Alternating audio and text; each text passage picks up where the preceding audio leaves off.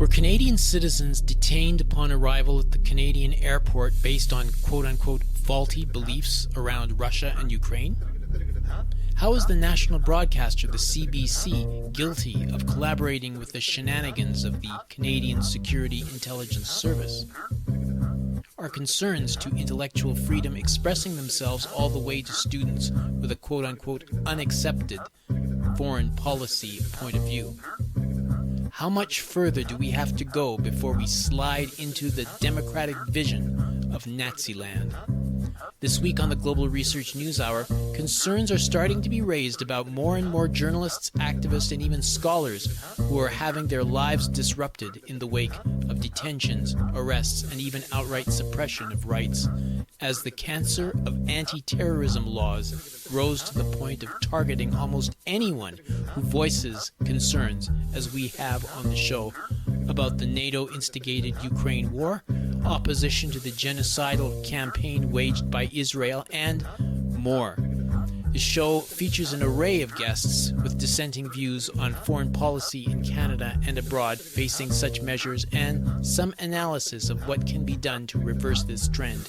Conversations with journalists Ava Bartlett and Vanessa Beeley, and with academics Tamara Lawrence, Radhika Desai, and Kevin MacKay. On this week's program, first they came for the journalists and the academics, the sun now setting on democracy as we know it. Bringing you the analysis beyond the media headlines, the Global Research News Hour is on the air. Welcome to the Global Research News Hour for the week of October 18th, 2024.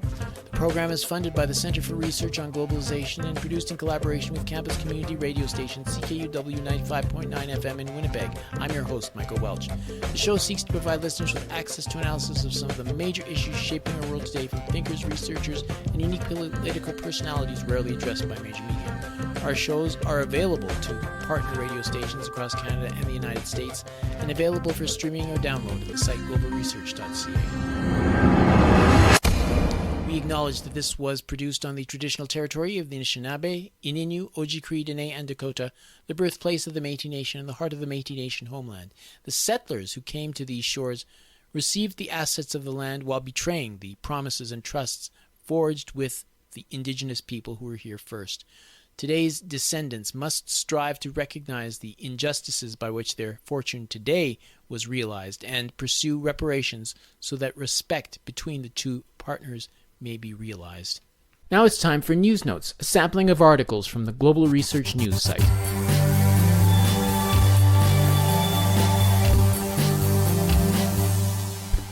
Listeners should know that some of the articles may run against common messaging about sensitive subjects and are not all endorsed by this radio station. The International Crisis Summit descended on Tokyo last week to warn about the new quote-unquote replicon, self-amplifying mRNA vaccines that are about to be unleashed like a third atomic bomb upon the population of Japan. James Corbett was there to cover the proceedings, to document the speeches, to participate in a massive rally in the heart of Tokyo against this dangerous new medical intervention, and to lecture sitting members of the Japanese Diet about his bodily sovereignty. That comes from the introduction to a film under the headline Video, Japan Rising, the Tokyo International Crisis Summit, the new quote-unquote replicon, self-amplifying mRNA vaccines, posted October 17th, originally published at the Corbett Report. Bayer has a view of what agriculture should look like and is gaining increasing control of farmers in various countries in terms of having a direct influence on how they farm and what inputs they use. Its digital platforms are intended to be one-stop shops for carbon credits, seeds, pesticides, and fertilizers, and agronomic advice, all supplied by the company which gets the added benefit of control over the agronomic and financial data harvested from farms.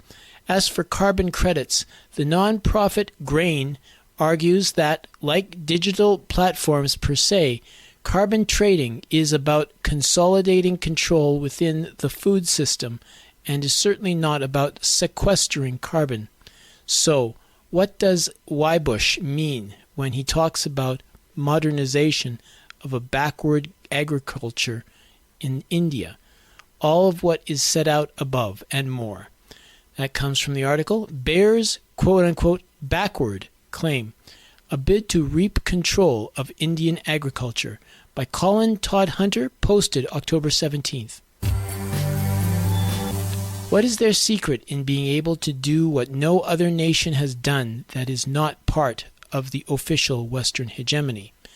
This is the question addressed by A.B. Abrams in his most recent book. The answer, of course, is complex, but includes North Korea's own decision to acquire nuclear weapons and missiles to attack the American homeland. It's also a question that hit the front page headlines when President Donald Trump visited North Korea and engaged with its leader, Chairman Kim Jong-un, and became the first U.S. chief executive to say anything about North Korea other than insults. Under the Biden administration, North Korea returned to the crosshairs, though with its support of Russia and Ukraine and the creation of a new multipolar world led by Russia and China, a page may have been turned, with matters still being far from settled. That comes from the article Surviving the Unipolar Era, North Korea's 35-year standoff with the United States. A review of A.B. Abrams' new book. By Richard C. Cook, posted October 17th, originally published on the author's Substack. Irrespective of the crimes these inmates were sentenced for by the courts, the level of injustice embedded in the judicial system is a clear reflection of the power dynamics within society as a whole. Elements within the ruling class have committed far greater crimes against people inside the U.S. and abroad while never facing prosecution, let alone capital punishment. Just within the last 60 years, wars of occupation, forced removals, and genocide have and are still occurring. Those who have systematically denied the rights of millions to due process and to live a decent life, free of impoverishment, racial profiling, and all forms of oppression and exploitation, can by no means sit in judgment against anyone from the working class and poor. Those who are utilizing street crime as a rationale for mass incarceration of the largely black, brown, and poor masses should be more concerned about the abolition of inequality and national oppression rather than seeking to impose social control. That comes from the article Race, Class, and the Death Penalty in the United States by Abayomi Azikiwe, posted October 17th. These are just a few of the featured articles appearing last week on the Global Research website. Regular visitors to the site are encouraged to send monetary contributions by fax, mail, or online. Just go to globalresearch.ca and click Donate on the menu bar.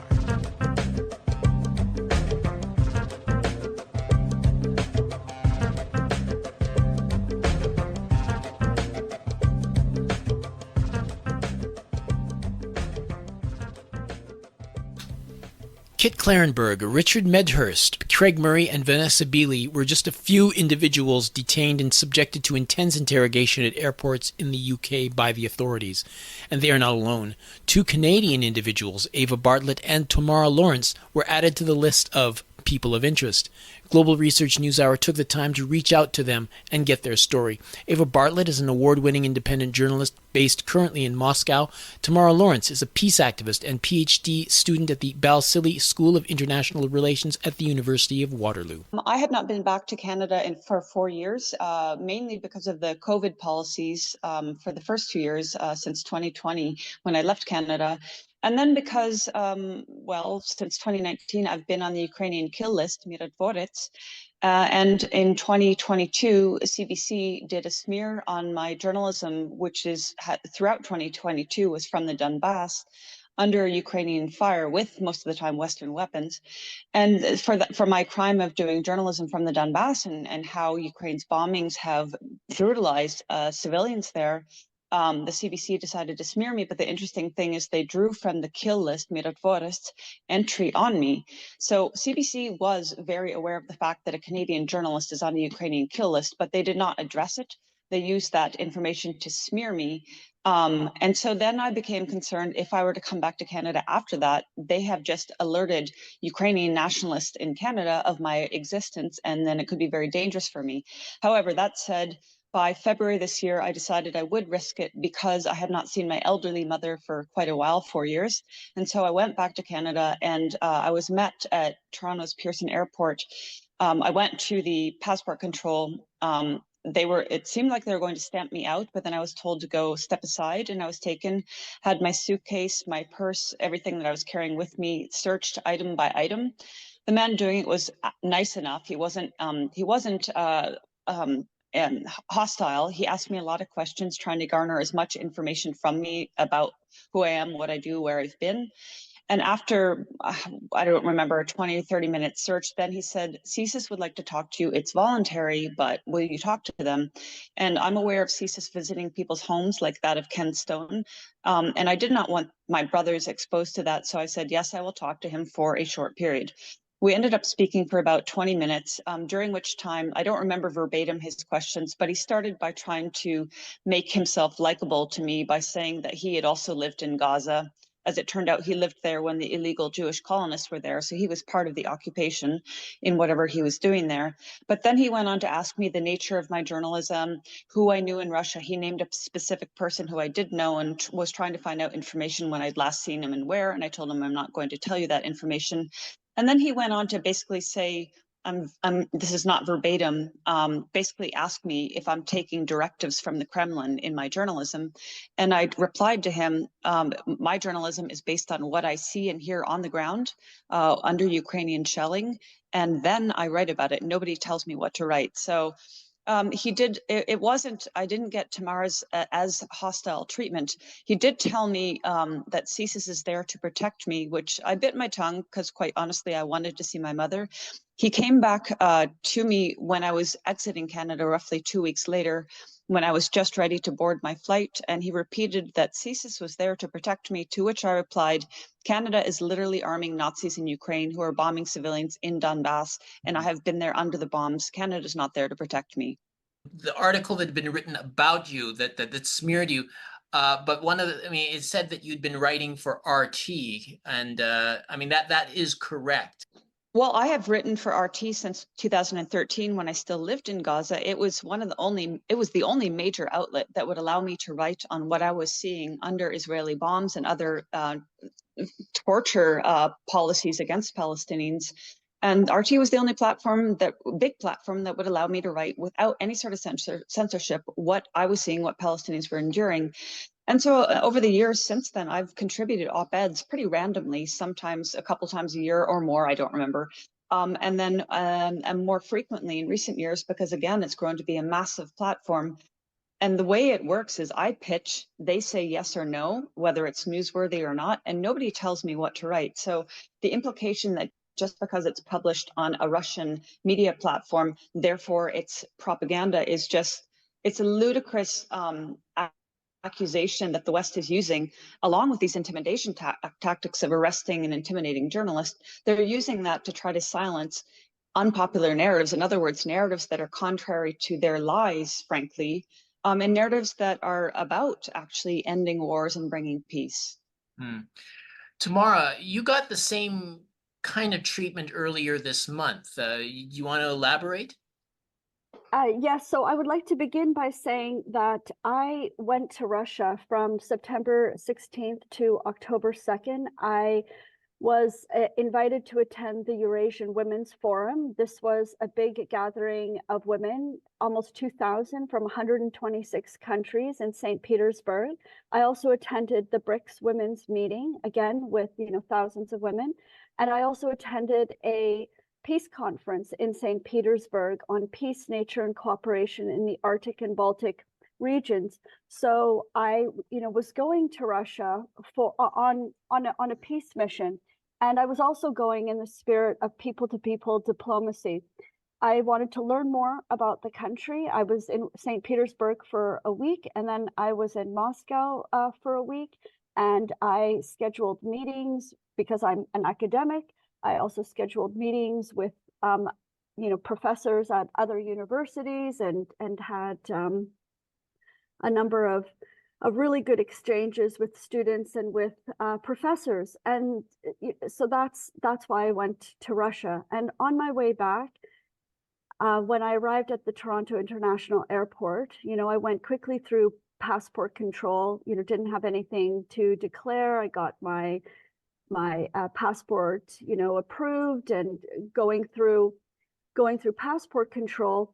And I was walking out of that area, and there was another security guard. Usually the security guards just quickly take, have a look at your declaration form. But this one, took me aside, and he asked me more questions about my travel itinerary. And then he said, well, where are you coming from? I said, from Turkey. And he goes, where else have you been traveling, from today? And I said, Russia. And then he started asking me the questions. Why was I in Russia? He goes, well, that's very interesting. Started to ask me more questions. And then he wrote on my declaration, BIO, I think, border inspection.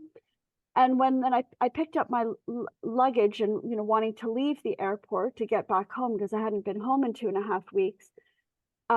He was this Canadian border services agent was there at the exit, and as I was trying to go through, he said, no, you need to come with me. And so I went to another area of the airport that was a large securitized room. I was the only one in that area, required to go through this secondary examination. So I was on a plane, with about 300 people coming from all over the region, all over the Middle East, Eastern Europe. And, I'm the only one that in this area being questioned by this border agent. And, that's because I was in Russia. And so he asked me a lot of questions. I was there, trying to answer questions, giving as minimal information as I could. But he also went through all of my belongings, just like he did with Eva, inspecting every single article and all of my bags. The thing that he was interested in was my No to NATO literature. And I had a couple of banners with me, and he, wanted to have me unfurl them and was looking at that. And then when he had gone through all of his questioning, examining all of my bags, he asked if he could have copies of my No to NATO literature. And then I was leaving that area, there was a CSIS agent waiting for me. And I don't recall them saying, you don't need to answer the questions. I decided I would have an interview with CSIS. And one of the reasons why is because I follow CSIS actually on social media. And I know CSIS is lying about Canadian foreign policy, particularly this war in Ukraine. So I decided to try to harness the interview as best as I could to say that, I really objected to CSIS lying to Canadians about Russia and about the war in Ukraine, and that the CSIS is really a threat to to Canadian security by not being honest and by not being, helping to end this war in Ukraine. That's a nuclear, risk for all of us. He also was interested in why I was going to Russia, what my intentions were, who I was talking to, my opposition to NATO. He kept saying that, Canada needs to maintain a friendly relationship with the United States because our economy depends on it. And, and things like this. The most troubling thing was that, he did say to me that that CSIS had been following me, surveilling me for a long time, and that I was well known by CSIS, and that there are agents that are covering all regions of Canada, and he's the agent that is overseeing southwestern Ontario, and he's been following my activities. So it's very troubling. Why is CSIS wasting time on peace activists instead of spending time and helping to end wars and build peace with all countries. I'm wondering about the larger context, because I mean, I don't think CSIS is acting alone. They're coordinating with other groups, warning us of disinformation from Putin propagandists. And I mean, could you inform us more of what you know of these groups and individuals who warn us of Kremlin trolls like yourself? Well, this is one of the things that I raised with the CSIS agent, is I said that Canadian intelligence services are not operating alone. Canada operates as part of the Five Eyes Alliance, dominated by the United States intelligence services, the UK, Australia, and New Zealand. And what CSIS is sharing on social media are the same things that the CIA in the United States is sharing on social media too. So they are trying to control the narrative about this war in Ukraine. They're lying to the Canadian public about what is going on. So for instance, I brought copies of access to information documents that I have, to Russia, to show. For instance, in a meeting that I had with the Canadian embassy in Moscow, that definitively the Canadian military has been training and arming neo-Nazi militias in Ukraine, and they've known it for years. So I have these records from inside the Department of National Defense that shows that our military, knew that these groups that they were training under Operation Unifier had Nazi ideology, but we continued to support them and train them for years. These are the groups that were shooting and shelling into the Donbass with our weapons. And so, I have these documents. I'm showing the diplomats in Moscow. And then this is what I showed the CSIS agent. So I put the question to him directly: why is Canada arming and training neo-Nazis in Ukraine? And then why are you lying about it on social media, saying that we're not doing it? It's CSIS that is deceiving the Canadian public. And this is what is so troubling. Canadians should be outraged, and there should be a national inquiry into this.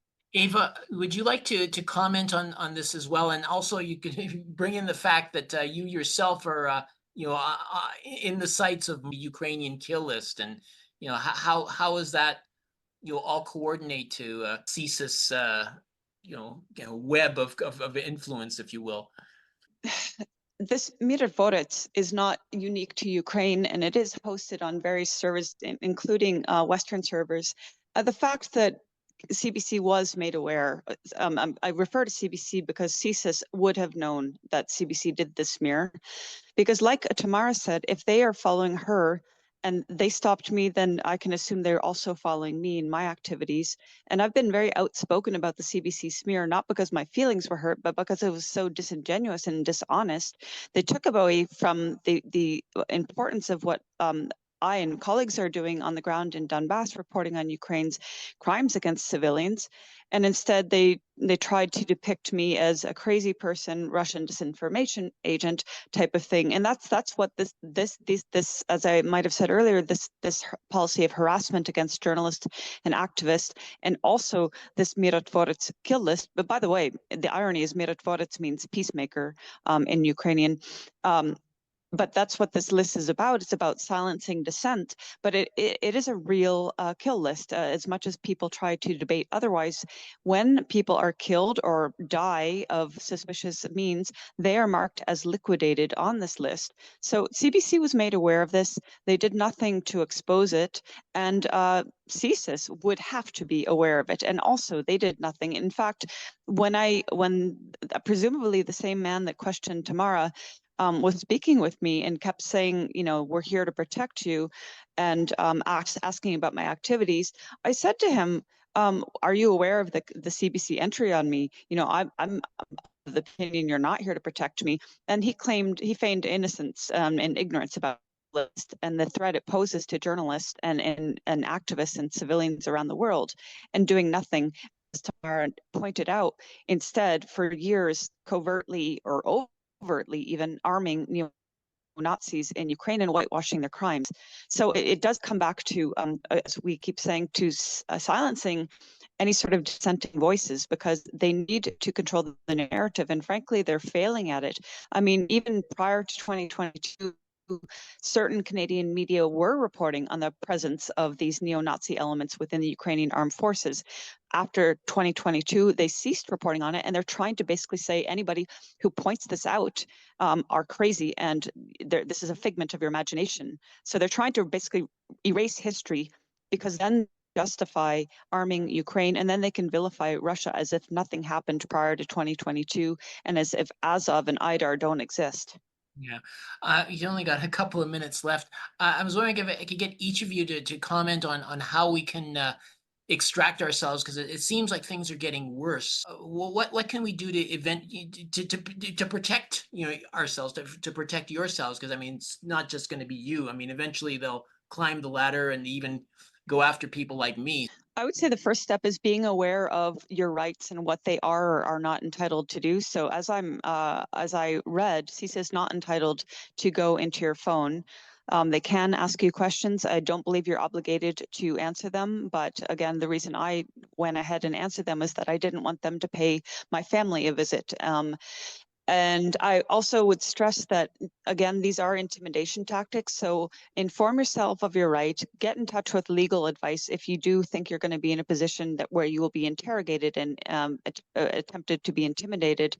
And be prepared to have legal advice back you if you actually need it. But absolutely don't back down, because this is what they want us to do, is to stop reporting and stop speaking out.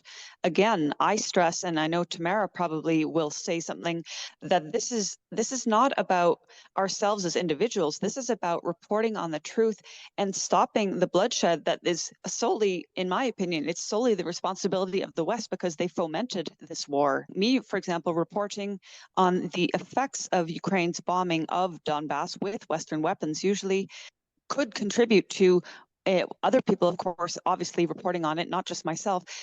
The awareness that this is happening, awareness amongst Western public, could contribute to actually stopping the war. But when they silence voices like ours, then there's maybe not an impetus from the Western audience to put any sort of pressure on their governments to stop funding Ukraine and bring about a peace talk with Russia, so that that peace can reign again. Yes, so CSIS is trying to use intimidation tactics, in order to silence and suppress peace voices and peace activists. So the antidote to this is raising our voices even louder, is speaking up, is calling for peace and diplomacy. This is why I went to Russia, to engage in people diplomacy, and why I'm urging all Canadians to go to Russia, to educate themselves, to find ways to build peace, and not just Russia, our other so-called enemies. If you look at CSIS's latest national report, it identifies, China, Iran, North Korea as adversaries and threats to Canada. So, these are other countries that we need to find ways to build peace with. And, I just want to urge people to find, creative ways to engage in peacemaking, because we need to prevent a broader war with Russia, a broader war in the Middle East, and peace is just so essential. Eva Bartlett, Tamara Lawrence, thank you so much for joining us, and we'll look forward to hearing from you again on these and other subjects related to peace and justice. So thank you very much. Thanks very much for covering this. We've been speaking with Eva Bartlett, a Canadian independent journalist and activist, and Tamara Lawrence of the Canadian Voice of Women for Peace. When we come back, I will talk to 3 more individuals who've similarly expressed suppression on the grounds of supporting Russian or anti-Israel suppression. Vanessa Beeley, an award-winning independent journalist now living in Damascus, Radhika Desai, professor of geopolitics at the University of Manitoba, and Kevin MacKay, anthropology professor at Mohawk College of Applied Arts and Technology, will be up after a brief break.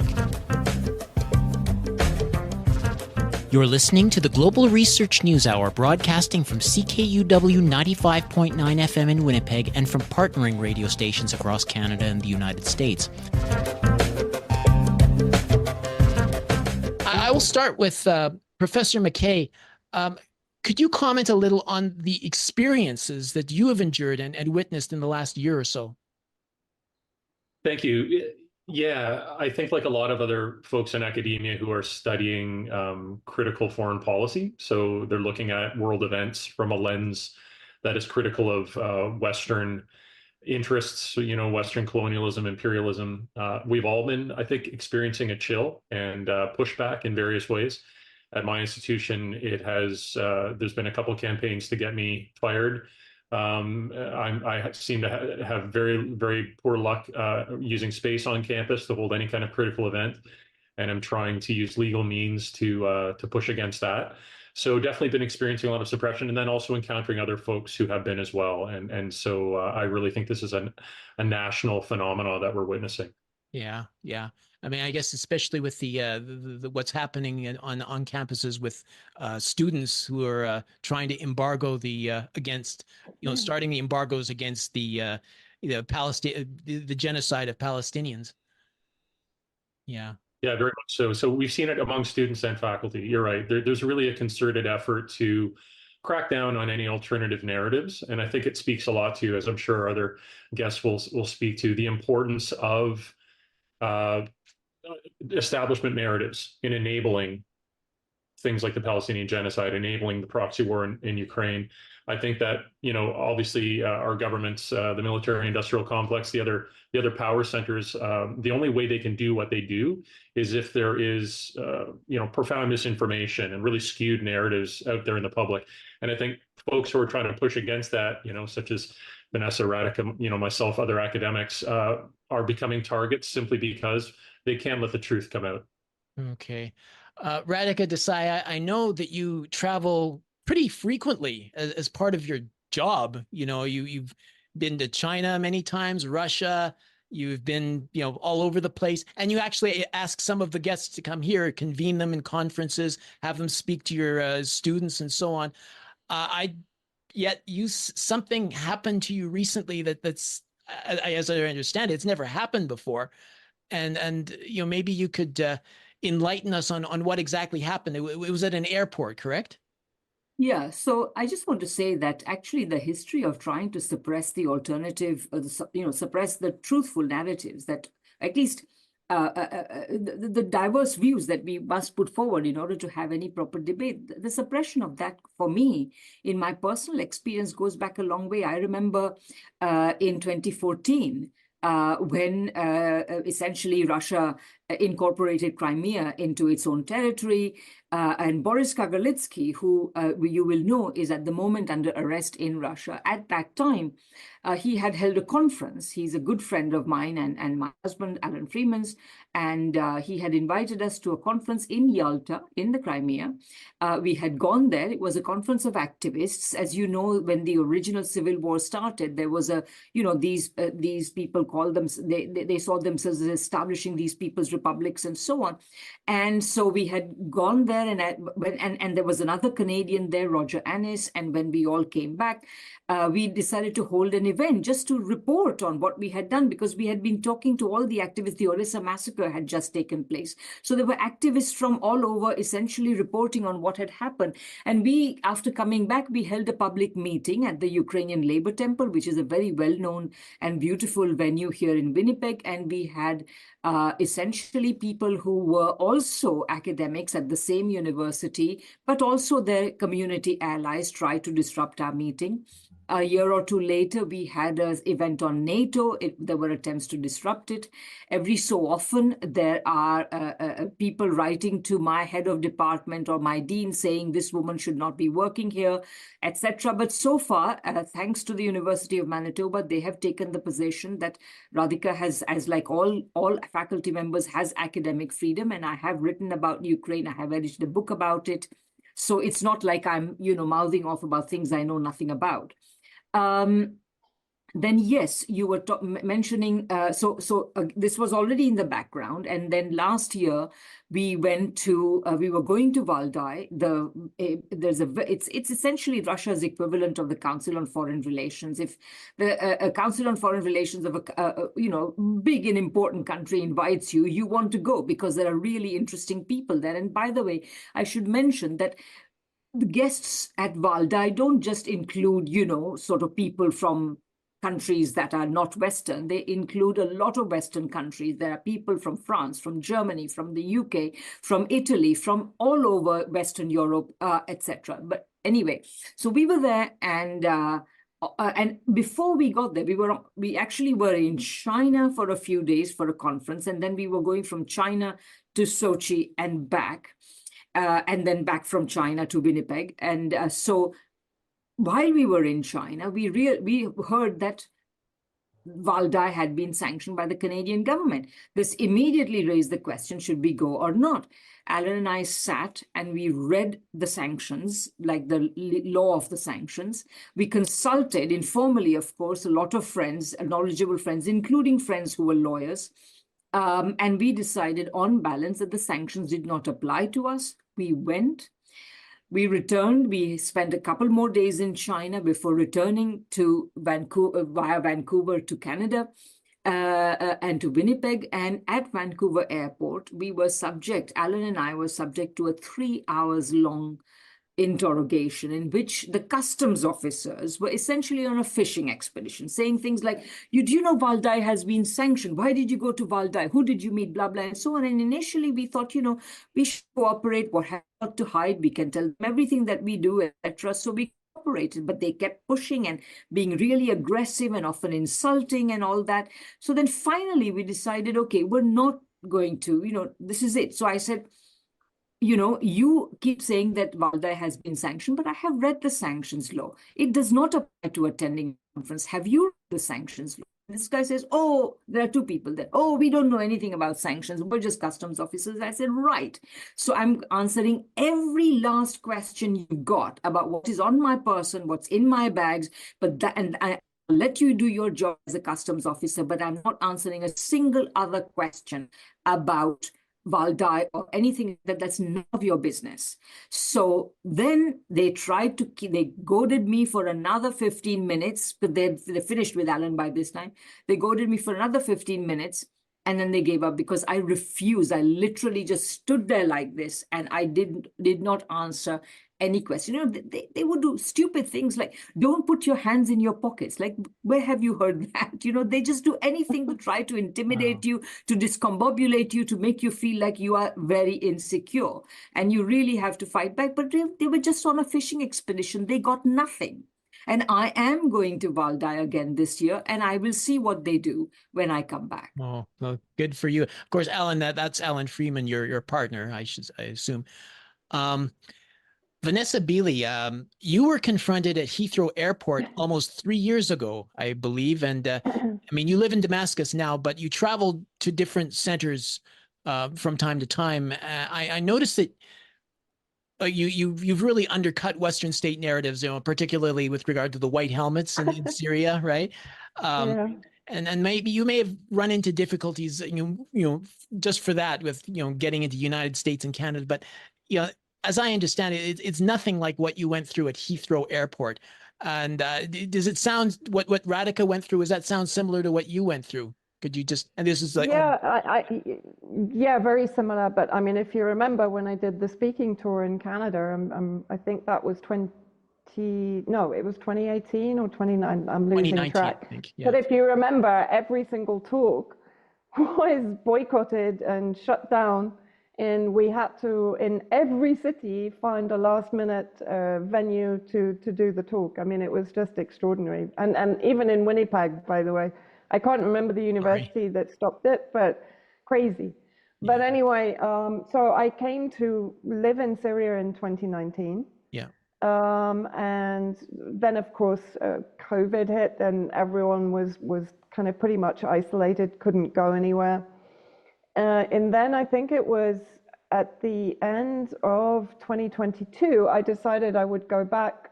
My brother had his first baby, so I wanted to go back for Christmas.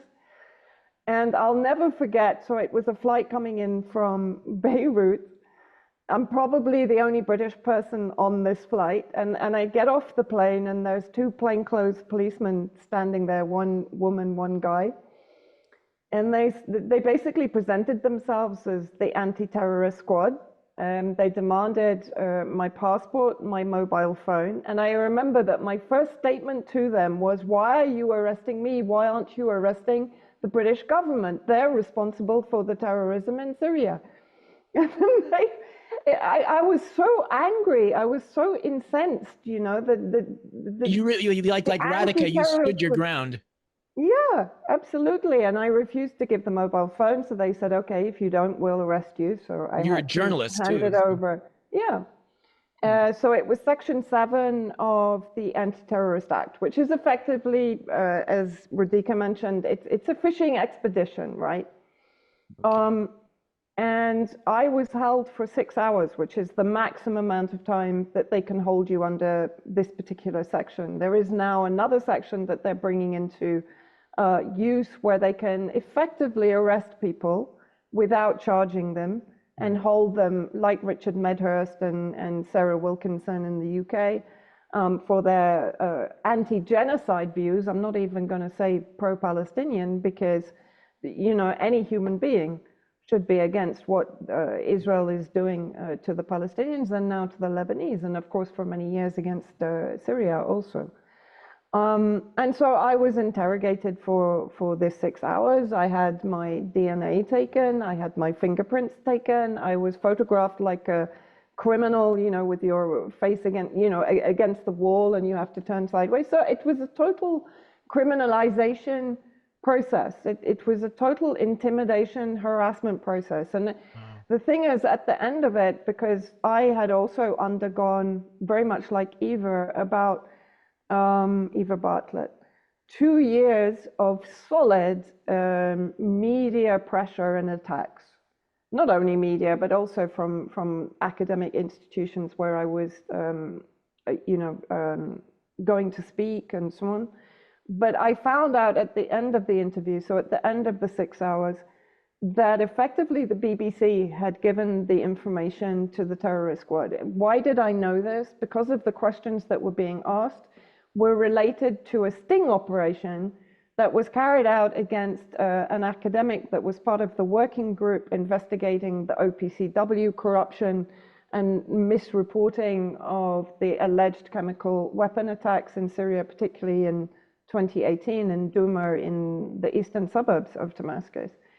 So it became very clear to me then that media outlets like the BBC and The Guardian and Channel 4 and all of these outlets that had been attacking me for 2 years were working in lockstep with the security agencies in the UK, who were then triggering the anti-terrorist police.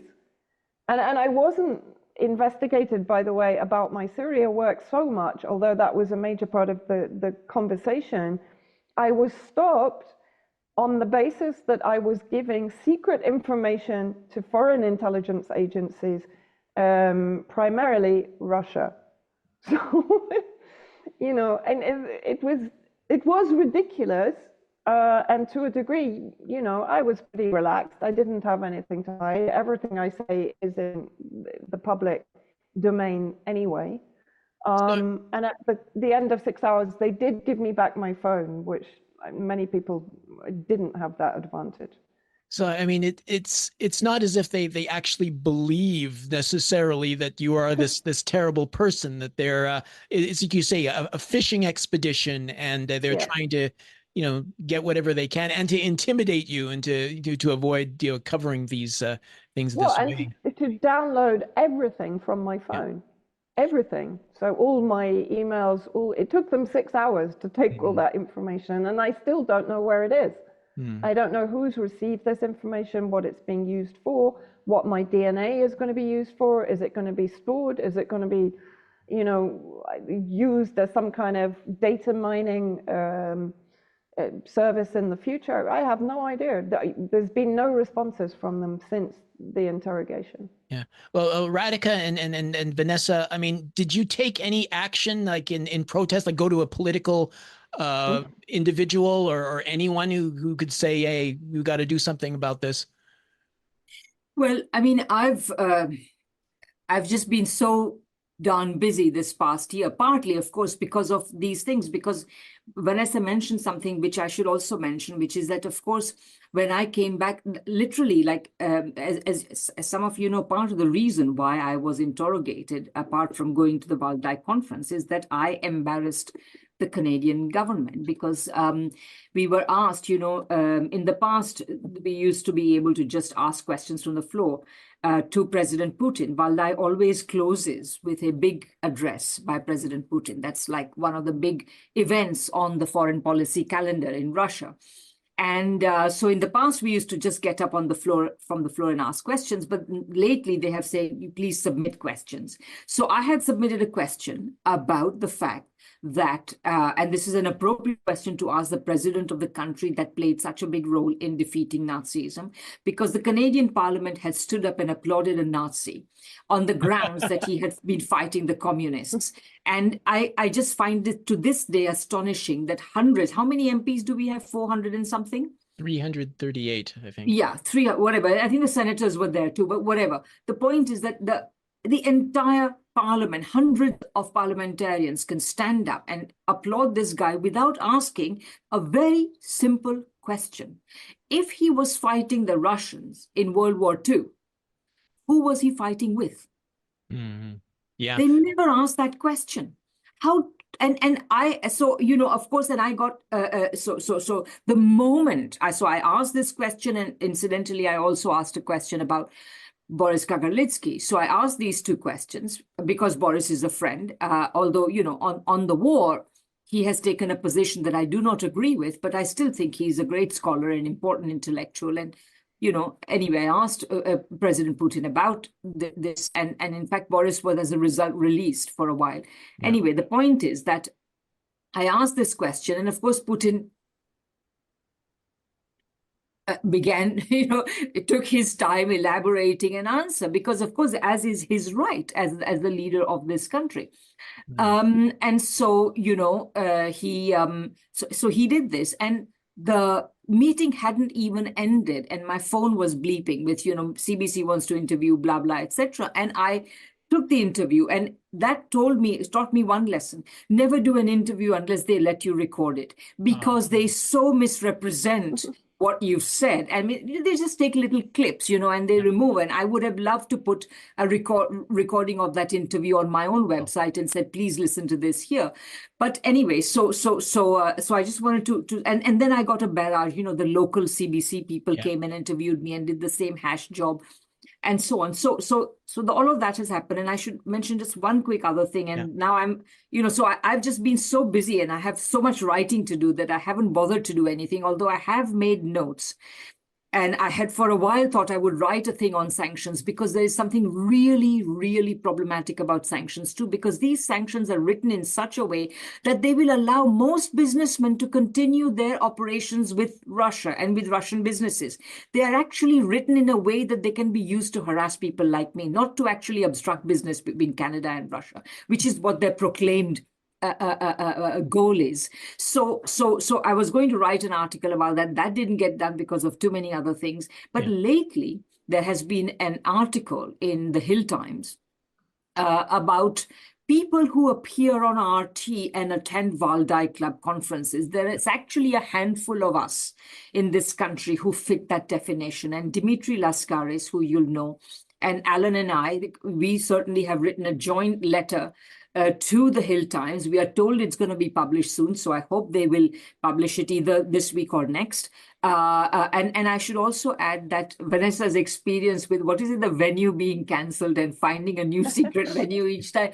This happened when Dimitri was doing a tour, touring all over the country and reporting on his trip to Ukraine and to Crimea.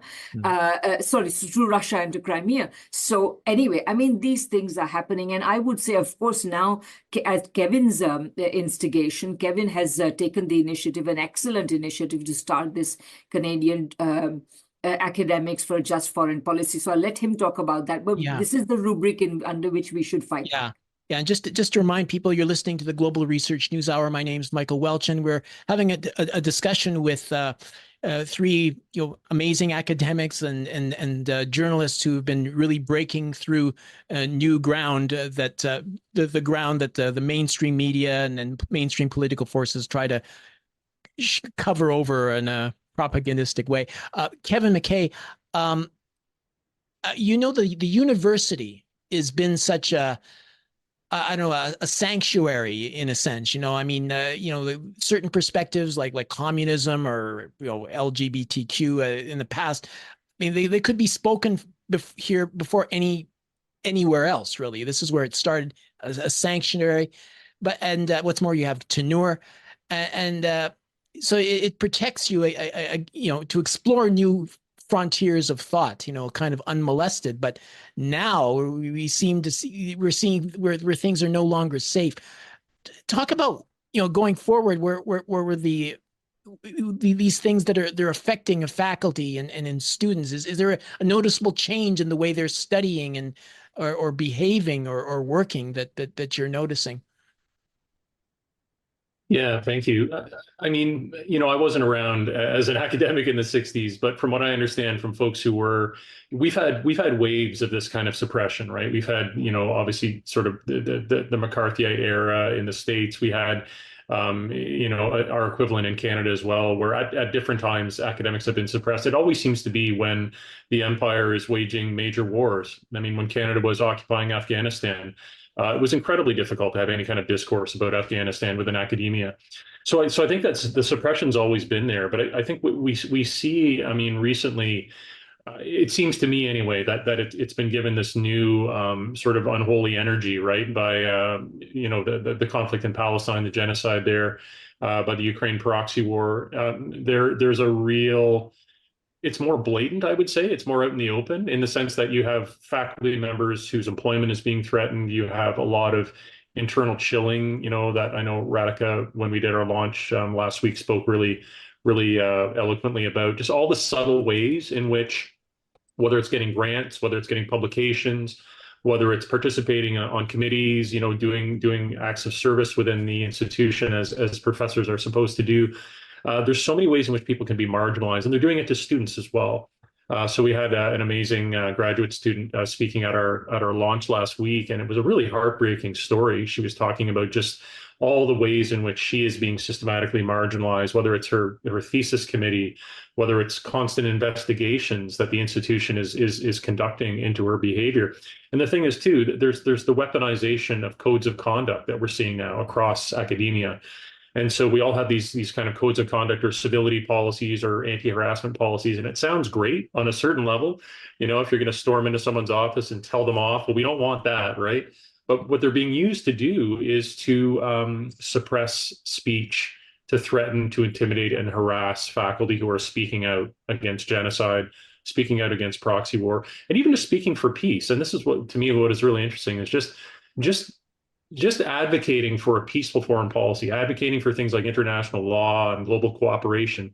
These things are making people a target now, and it's just to sort of leave off my talk here. I just think that what I'd like people to understand is that so many of the things that as Canadians we like to think are sacrosanct, whether it's we live in a democratic society, we have a free and open media, we have academic institutions, like you said, Michael, that are these open spaces of knowledge exchange.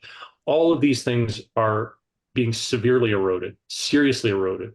And I think that really what, if Canadians don't wake up pretty soon, that democracy is going to slip through our hands like grains of sand, because it really is getting that intense. And so what we're trying to do is we're trying to organize. I mean, everyone's already doing, I mean, the two other women on this conversation have been doing this for a lot longer than I have, but trying to organize, whether we're journalists or academics, I mean, we need to reassert these foundational values of a democratic society, that we have academic freedom, we have free speech, we have the freedom of dissent and association and whatnot. So I think that's the way forward, is we need to just keep organizing around these issues.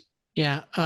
Vanessa, I'm like listening to Kevin. I'm reminded of a saying that was back in World War II. Martin Niemöller. First they came for the socialists, then they came for the trade unionists, then they came for the Jews, then they came for me. And I mean, I don't know. I don't think it's an exaggeration to say we're kind of on the same track. I mean, you're witnessing this, creeping levels of fascism or something.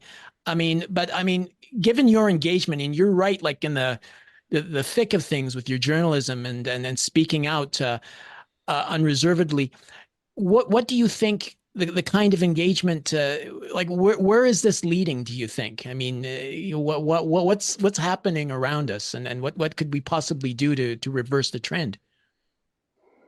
That's a really interesting question, and I don't have all the answers, but I guess if I look at what frightens them most are these public talks, are these public conferences where people can come and hear you and ask questions and interact and meet you face to face. It's fantastic. We will have YouTube. Well, some of us don't, of course, because of censorship. But, the internet is a great tool, but I don't think it's as big a threat as meeting people in person and talking to them about your experiences, because the internet creates a kind of gladiatorial environment in which people can just put forward their arguments and challenge your arguments in a very aggressive, non-constructive, counterintuitive way. But when you actually go to these public forums, and interestingly, as a group, which was called Media on Trial, we're restarting this, particularly in the UK, but then spreading outwards. And I think the very fact that these kind of events are being cancelled and being attacked, mine were actually under attack from the extremist elements that had come to Canada from Syria, and who objected to my speaking about my experience inside Syria, which was very different, of course, to the portrayal of events in Syria by the legacy media, the colonial media across the West. But I think when you can actually sit down face to face and have a panel of people who can present ideas and concepts and opinions in a very intelligent, constructive way, that destroys their narratives. And so for me, it's not allowing ourselves to be isolated, to make sure that we're creating groups of like-minded people all the time. Because, for example, I'm in Syria, you're in Canada, other people are in Russia. We're scattered. We don't have that enormous resource pool and complex, entire industrial complex of information manipulation. That the ruling elite and the oligarchs and the military industrial complex and the globalists have. We don't have that. But I think, and Russia is actually quite good at this. You mentioned Valdai, but there are many NGOs in Russia, for example, who are constantly establishing these kind of meeting places.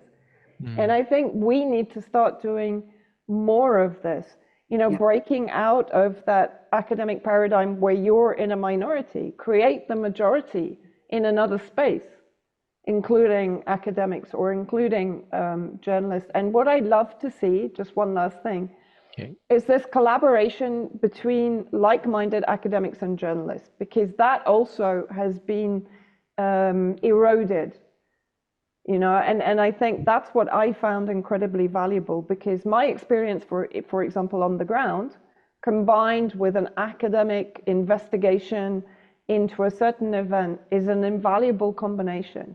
So I think that sort of collaboration between independent journalists and independent thinking academics is incredibly important also for the future. Okay. Well, I'm out of time, so I've got to end it there. But I wanted to say, I wanted to have all of you together, because we should be coming together now and joining, and if we stick together, I'm hopeful that we'll arrive in a better place. So thanks to you all for this enlightening conversation. Many thanks to Kevin MacKay, Radhika Desai, and Vanessa Beeley. You're listening to the Global Research News Hour, a program funded by the Center for Research on Globalization and produced in collaboration with campus community radio station CKUW 95.9 FM in Winnipeg on the traditional lands of the Anishinaabe, Ininu, Ojibwe, Dene, and Dakota, the birthplace of the Métis Nation and the heart of the Métis Nation homeland. The show airs on partner radio stations across Canada and the United States and is available for streaming or download at the site globalresearch.ca.